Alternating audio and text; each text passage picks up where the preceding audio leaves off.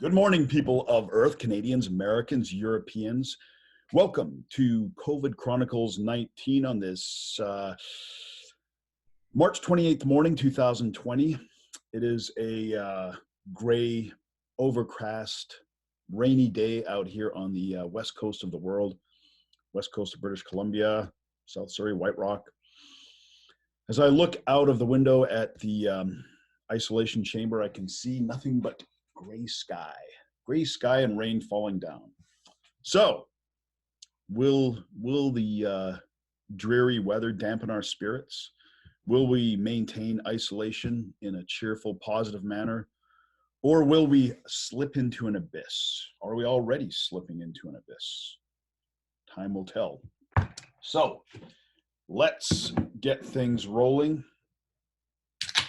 First, with our shout outs. Shout out to Jixer, faithful watcher of the show, Angela, who's going to be on tomorrow night, Terry McLean, Sandy, Daniel from back east, Ivan from Sector B49, Vanessa, my old gray-haired daddy, if he's figured out how to watch this. He messaged me just this morning and said, "How do I download your podcast?" And I said, "It's on YouTube." And he said, "How do I download the YouTube?"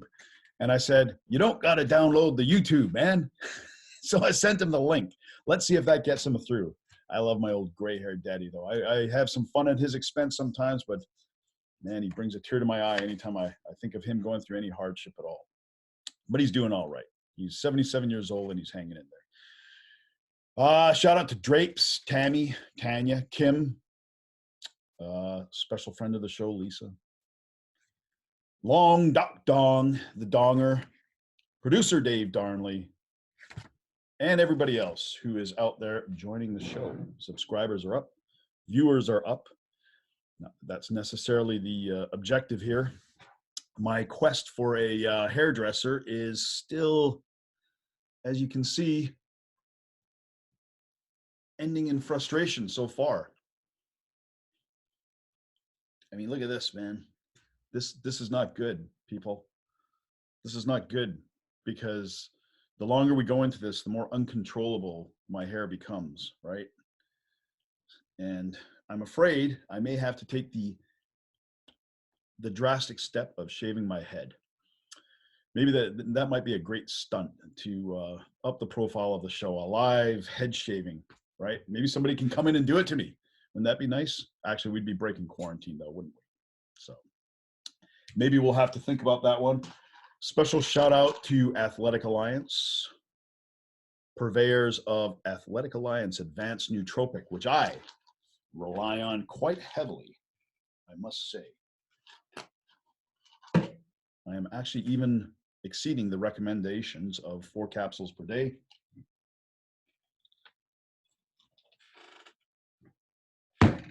Tight!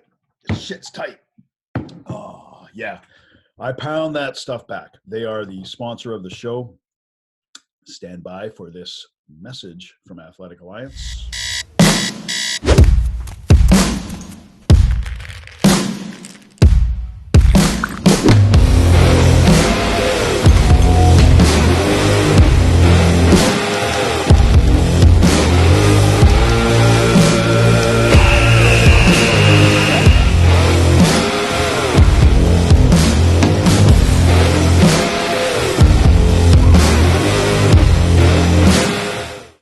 There we go. So let's jump into, man, now my hair just looks like shit. Let's jump into the message that matters, the meat of the morning. First of all, we will take a look at where we stand with this hideous virus that has turned all of our worlds upside down, or most of our worlds. I imagine there's some people out there that are largely unaffected. Oh, you lucky people. You lucky people. So, okay, let's take a look. So, wow, the US is up to 112,000 cases, 8,000 new cases, which is still very high. The death rate, though, is right at around 10%. So this is the number we have to watch for. if new deaths begin to fall below 10%, right now they're slightly below 10%, um, then we've got something very positive going on. Italy, the numbers haven't come in yet. China, do we even believe these guys? And maybe they are right. Maybe they're right. I have heard something interesting. I have heard, and I'm going to investigate this further. I was actually going to talk about it in depth this morning, but I don't have all the facts yet at my disposal. But I have heard that this virus has mutated already from what it started off in Asia um, into Europe, and this could be like we've seen a much lesser impact in terms of numbers and death rate in China, South Korea, Japan, and Hong Kong. And I mean, up until now, some of those places like Hong Kong and South Korea and Japan, we've looked at as maybe putting in better measures, stricter measures right from the get-go, or more testing. But there could be another explanation. It could be that this mutated on its way to Europe, and that's why we are seeing it such a violent um, reaction in places like Spain. Spain, the death rate is still over 10%. Italy, it was yesterday as well, so hopefully that doesn't continue. Germany, it is as well, and like I said, I predicted at its previous rate, Germany would be at 500 by tomorrow. Let's see if that holds up. It looks like it may be slowing down slightly. UK still going up rather quickly. Let's take a bit of a, well, okay, let's look at some of the other countries first. Here's some countries. Here's some information to watch. Some of these countries are kind of flying under the radar. Netherlands, for example, Switzerland, Belgium, Austria, all these other European countries. And again, it could be, I don't want to spread fake news, but it could be possible that there is a mutated, more virulent strain making its way through Europe. That's possible. But as we can see, they're sort of these countries are sort of hiding in the middle of the pack here. But a lot of them, like China, had its first infection in January, Spain at the end of January, and these places didn't get theirs until the end of February, right? Like Switzerland, February 24th, Netherlands, February 26th, Austria, February 24th. And these we're seeing a high death rate and a very high transmission rate as well. So I'm going to start watching these countries and see what sort of course it takes there. There's our own Canada. We'll get in a little deeper there. Where's our buddies in Iceland? I'm very concerned about that little country. Very concerned about poor Iceland. Where are they? Did I miss Iceland here? Yeah, I must have missed them right now. India. God, they can't be above these guys, can they? Oh, here they are. Sorry. Okay, Iceland nearly at 1,000 cases. And wow. And look at this. See, Iceland is a good example of a place that they didn't get their first case until February 27th. So they've only had it a month, and they've already got 1,000 cases, 73 new ones this morning. That does seem like it's slowing down a little bit. And I guess no deaths until now. So that's high transmission there. But it does seem like Iceland would be one of the countries that's very easy to self-isolate, right? Or just isolate, whether it's self-isolated or not. Let's take a deeper look at Canada. We are at 4,743. I'm sure that number is over 5,000 now. It probably just has not been updated. If you've been watching Bonnie Henry, shout out to Bonnie Henry. Bonnie is my girl.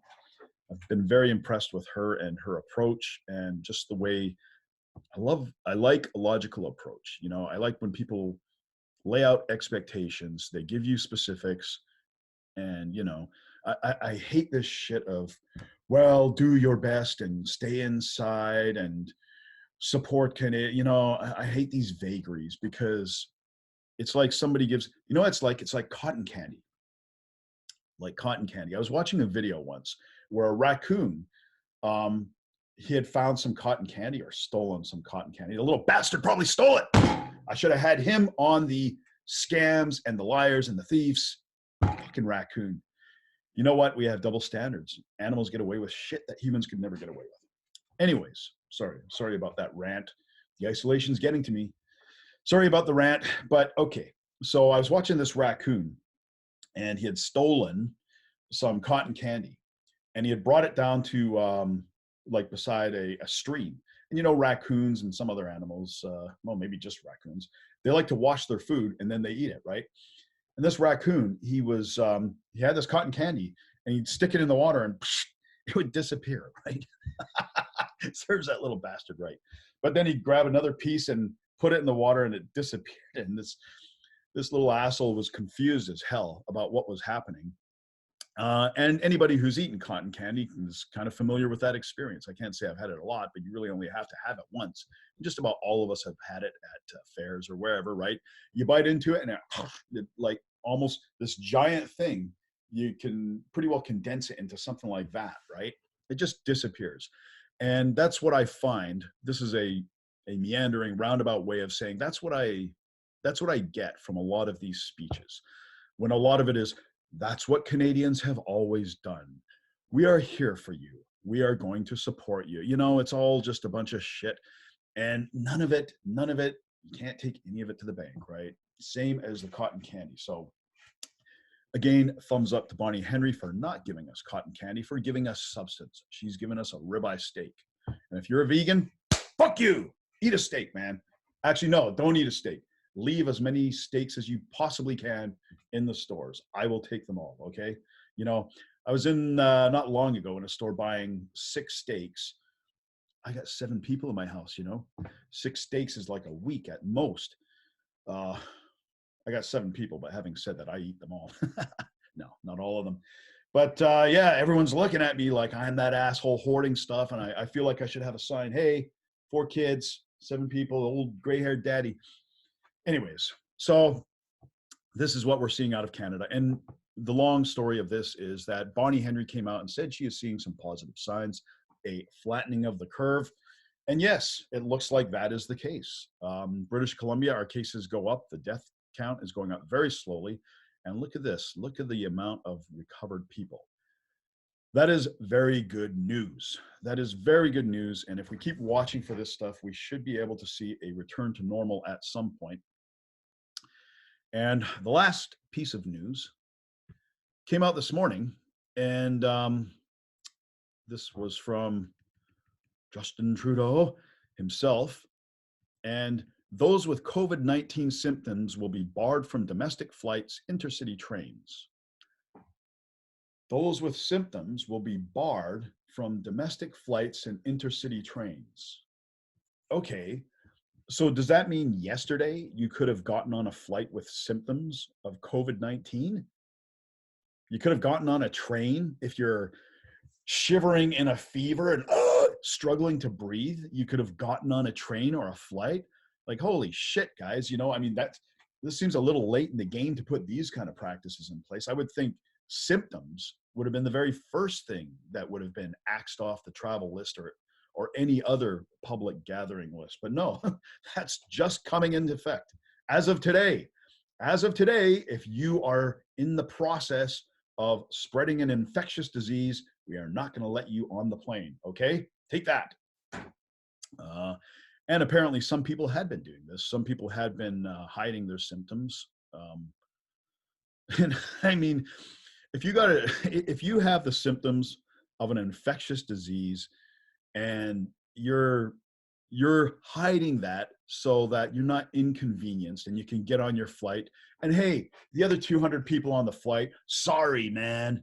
Sorry you got sick. Sorry your mother-in-law got this and ended up dying. But hey, I had a flight to catch. Like, fuck, that's, again, we're getting into real asshole territory here. So anyways, that's the law of the land now and for the foreseeable future. And in all honesty, shouldn't that be the law of the land every day? Somebody coming on with an infectious disease, a highly contagious virus, should not be allowed to board a flight. Imagine sitting fucking next to this person. you get your seat. It's bad enough. It's bad enough that you're stuck in the goddamn middle seat, but then you look over and you got somebody who's, in a state of decomposition, right? Anyways, so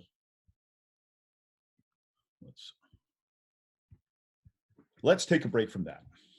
I will take another shot or another swig of Monster. Yeah.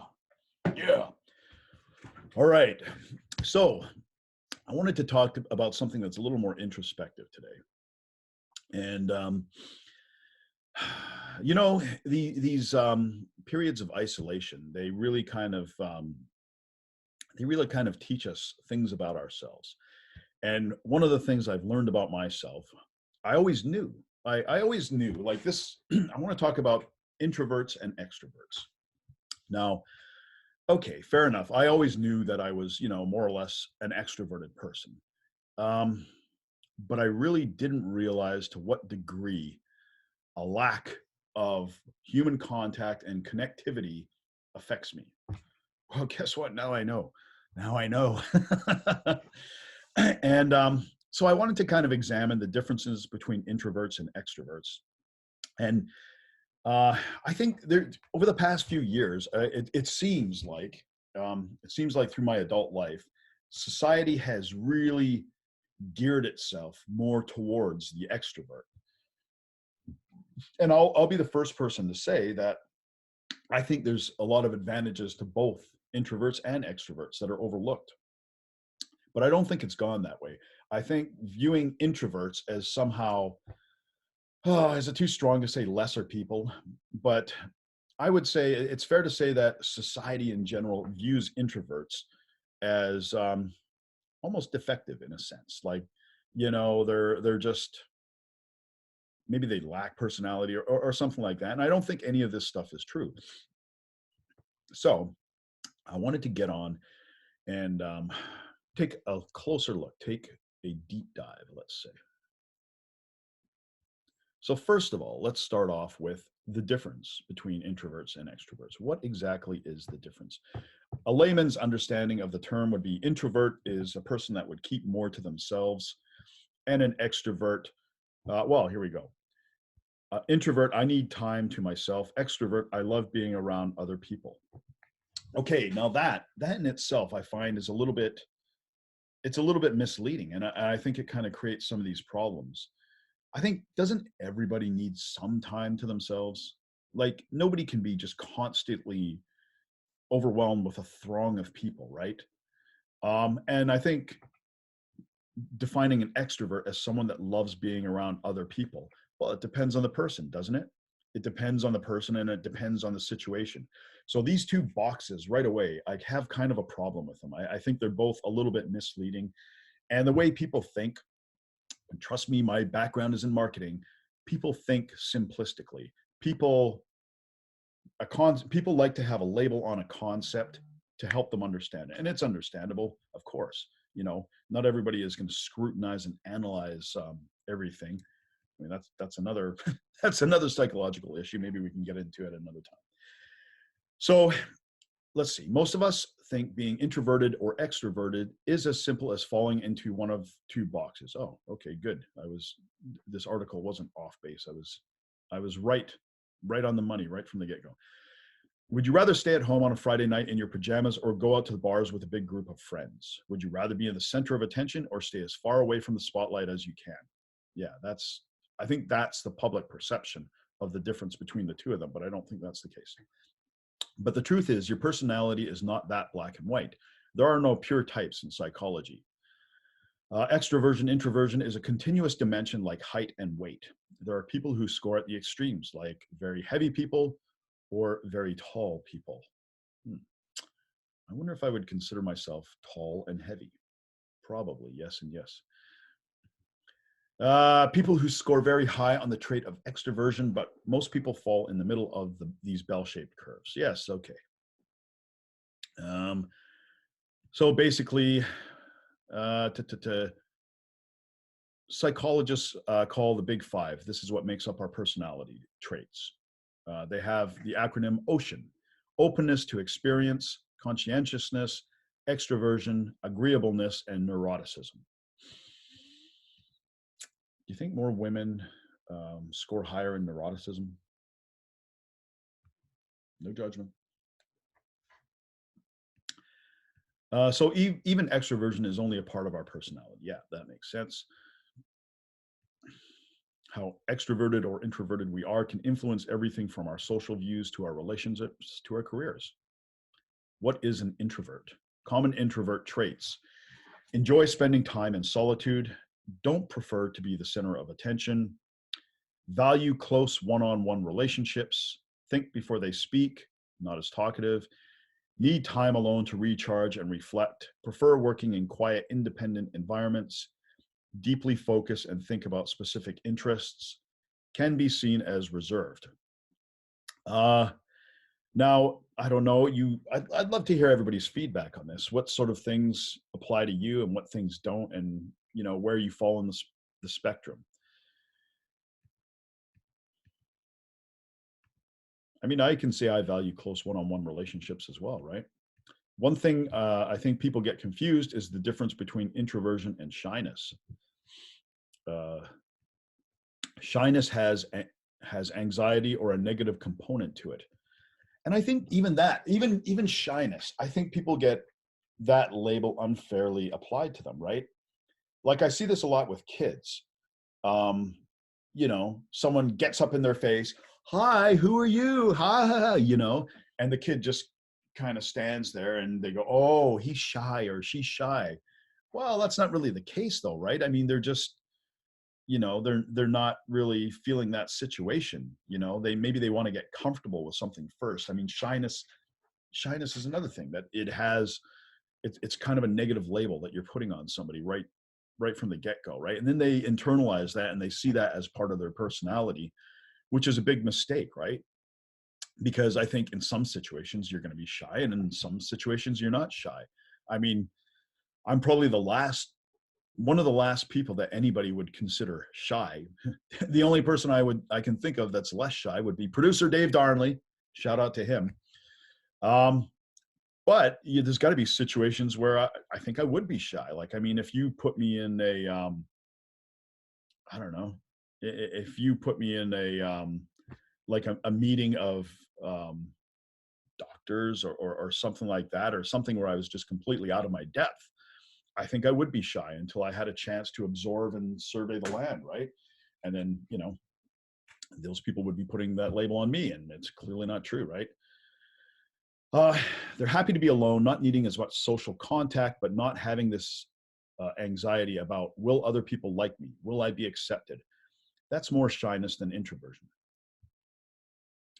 Another important thing to remember about introverts is that just because they might prefer to be around fewer people, that doesn't mean they don't still have quality friendships and relationships.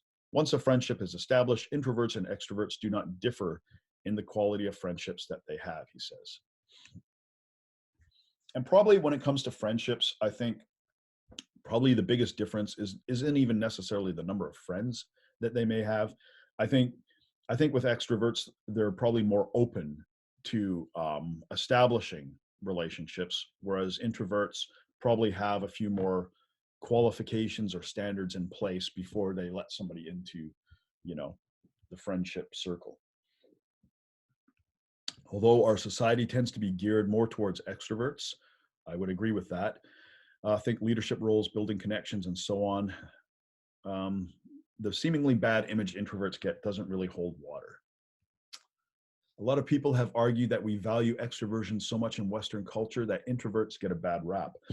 Yeah, and this, I would agree with this, and I would say just in my adult lifetime, there has been a big push towards a very superficial version of extroversion.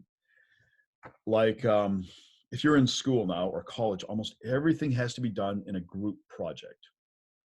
And that's a mistake. Why does everything have to be done in group projects? Why can't people be responsible for themselves? And it's kind of a push towards a sort of collectivism, I suppose. But we even see it with social media. Social media is an extroversion. It may be practiced by introverts, but the process itself is an exercise in extroversion, right? Connecting with as many people as you can get, getting as many likes as you can get, views, all of this stuff. It's all about a superficial spreading of yourself, right? So part of this goes on. Extrovert common traits: have large social networks, enjoy being the center of attention, tend to think out loud, make quick decisions, gain energy from being around other people, outgoing, enthusiastic, and positive, thrive in team-oriented and open work settings. Extroverts also more likely to be the center of a social network. They're more likely to be the person who knows a lot of people, although there's no research showing the difference between how introverts and extroverts react to and accept change, since extroverts tend to have a larger social circle. That could make a difference in how deeply big life events impact them.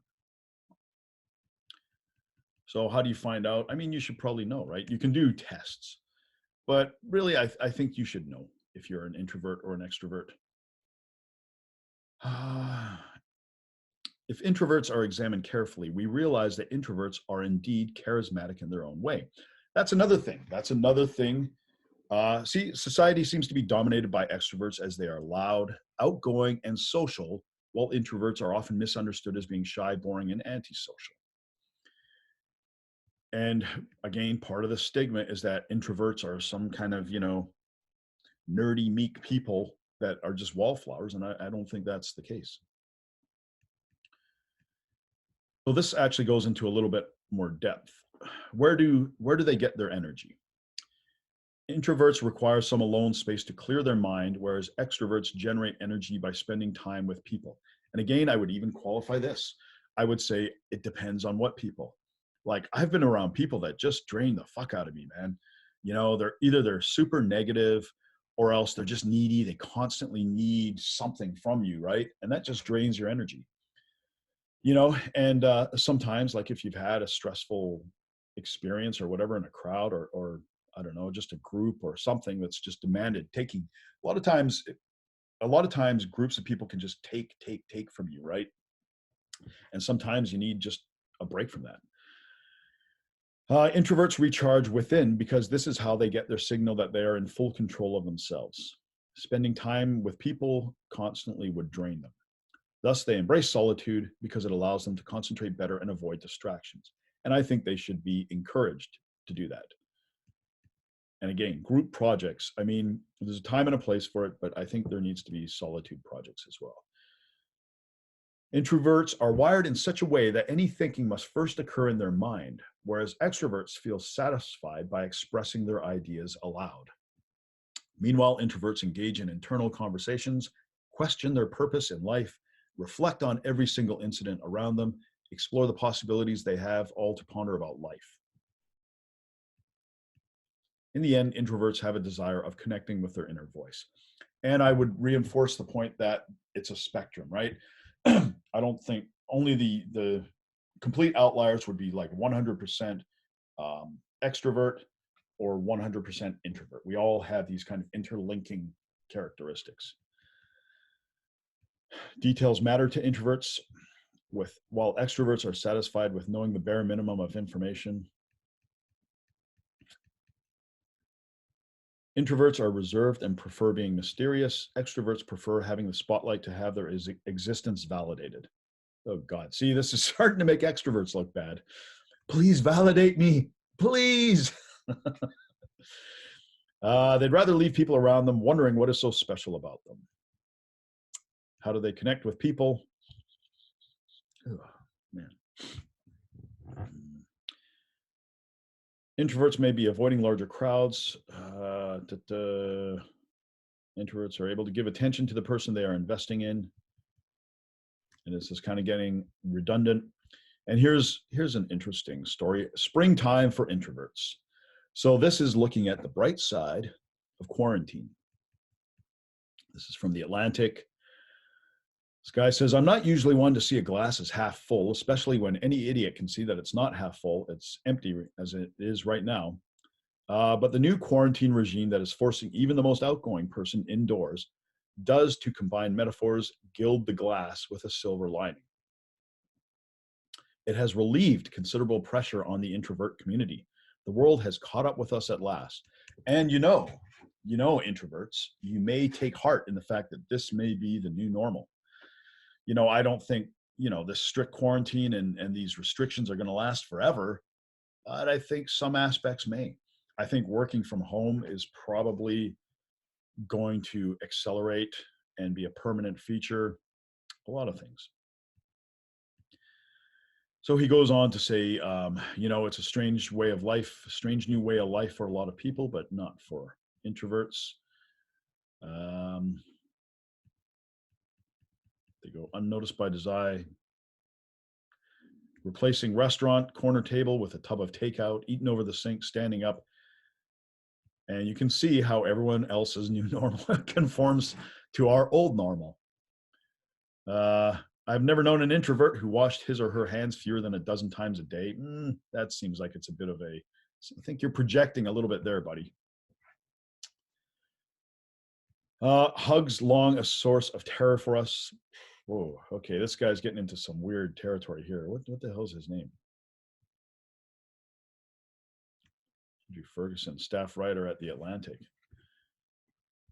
Let's take a look at him. Yeah, I don't know. Sorry, Andrew. I think you're getting a little OCD on us there and starting to project some of your own neurosis. How to think like an introvert. This is the final one here. It's an introvert's world, and we are living in it right now. Despite my reputation as one of the chattiest editors in AFAR's Slack channels, last person to leave most work parties, I'm actually an introvert. It's not that I'm a quiet person. I don't shy away from going to events without a +1 or traveling solo. I even make friends pretty easily. But after 2 nights out in a week, I hit an emotional wall. When I travel with my family or friends, I need to schedule in quiet time each afternoon so I'm capable of socializing again at dinner. Well, that's interesting. This is a guy. Is it a guy? Is it a guy or a girl? Who's the Lindsay?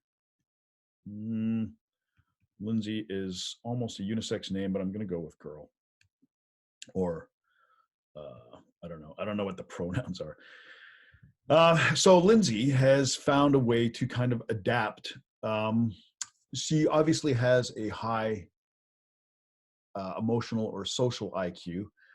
And what she's done is she's found a way to adapt her introversion with the needs to, connect with people and project herself. That seems pretty smart.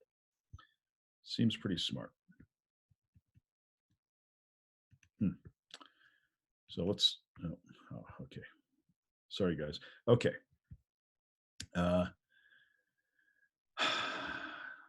Sometimes it's hard to read tone over Slack messages, but it wasn't difficult to grasp the sense of panic she felt about being cut off from everyone outside. She's talking about one of her friends now, their digital content director and a self-identified extrovert. Messaged her a few days into our work from home efforts to slow the current outbreak of the novel coronavirus and teach me how to be an introvert, she said. It wasn't difficult to grasp the sense of panic she felt about being cut off from everyone outside of her immediate family indefinitely. See, there you go. Now, that resonates with me. That's kind of what I felt. I felt a sense of maybe not panic, but just kind of a sense of crisis about being cut off from everything and with no timeline and just indefinitely. Yeah, it's about that time I started seeing memes on Twitter asking people to check on your extroverts. They're not okay. Yeah, I can say that. A week ago when that conversation happened, I couldn't wrap my head around this fear of isolation. I was excited to cancel all my plans so I could schedule some solitary projects. I had a reading list, 6 thick hard books long, cookbooks full of baking projects to start, a Netflix queue, dozens of movies, deep, only boring people get bored. I thought to myself as I started to write a story about a day in the life of an introvert. I learned quickly that it wasn't boredom that made extroverts hyperventilate. In the age of coronavirus, a week feels like a lifetime. What is time anymore? How quickly that precious reaffirming time alone grows overwhelming from day one of physically distancing myself from every person in my life to day 11, where I now face a month or months of solitude. She talks about some of her projects. As someone who typically loves and desperately needs time to myself, I find myself chattering random thoughts to a Taco Bell delivery guy in my building's lobby. Something my pre-physical distancing self would never do. In fact, I found this out last week. I've been more social, albeit online, than ever before. Knowing that all my friends and family are cooped up in their homes too, it's comforting that I can at least see their faces and hear their voices. And she goes on and talks about her own sort of personal practices. Cook or bake more? Sure. So there you go. I mean, it is something that's interesting to think about. It's something, you know, I mean, I'm happy in a lot of ways for introverts because this is sort of providing an opportunity for them to really kind of establish, um, kind of to revel in something and not feel that constant pressure to be an extrovert. Let's face it, there's a lot of constant pressure for people to be extroverted, and now that pressure is relieved for them. So, but I will say this, spare a thought for those of us who are extroverts that are suddenly boxed in, right? And unable to connect with people in the same way, hang out with people, it is, believe me, it is tough too. And we're getting through it, but I feel it playing on my mind constantly, right? So that's it for today. I hope you enjoyed a deep dive into some stuff that's a little more psychological, not so much related to the coronavirus itself, but more the aspects and how it affects our lives and how um, psychological traits play into this and play into the reaction. So that is it. That is it for the morning COVID cast of March 28th, 2020. I will see you in the afternoon. And remember, if we are all together, can nobody stand against us?